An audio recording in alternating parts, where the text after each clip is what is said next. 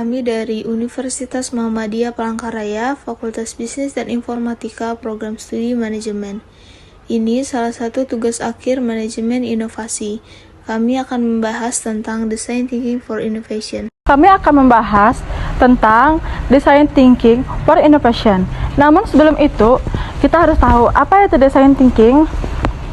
Pengertian Design Thinking adalah pendekatan pemecahan masalah yang berfokus pada pengguna, kreatif, dan iteratif.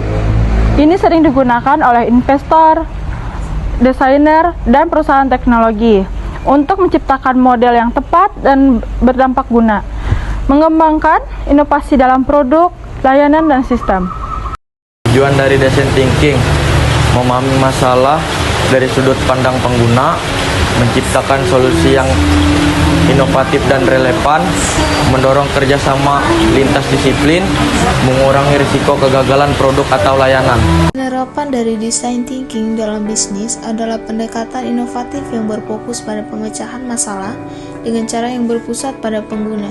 Ini melibatkan pemahaman mendalam tentang kebutuhan pengguna, pemikiran kreatif, dan iterasi untuk menciptakan solusi yang inovatif dan efektif.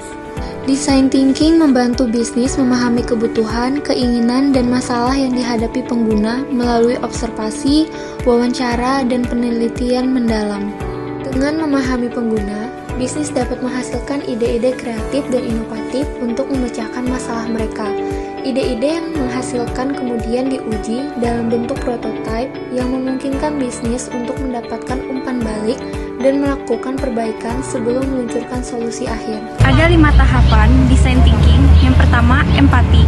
Dengan kita memahami masalah, kebutuhan, perasaan, dan menggali pengalaman pengguna secara mendalam melalui observasi dan wawancara. Yang kedua, ada definisi masalah. Kita bisa menyusun dan merumuskan masalah secara jelas berdasarkan data empati. Ketiga, ada beride. Kita bisa menghasilkan sebanyak mungkin ide kreatif tanpa menghakimi dan mendapat berbagai ide tanpa batasan. Yang keempat, ada prototype. Membuat model versi yang lebih sederhana dari ide solusi untuk diuji. Yang kelima, ada uji coba. Mencoba prototype kepada pengguna dan menyempurnakan berdasarkan feedback. Berikut adalah prinsip-prinsip utama dari design thinking. Yang pertama, berpusat pada manusia. Design thinking menekankan pemahaman mendalam tentang kebutuhan, keinginan, dan pengalaman pengguna. Yang kedua, empati. Dengan memahami perspektif pengguna, merasakan apa yang mereka rasakan, dan mengidentifikasi masalah dari sudut pandang mereka. Ketiga, eksperimen dan iterasi. Design thinking mendorong untuk menciptakan prototipe, menguji ide, dan terus-menerus memperbaiki solusi berdasarkan umpan balik. Yang keempat, prototyping, membuat model atau rupa dari solusi untuk menguji ide dan mendapatkan umpan balik.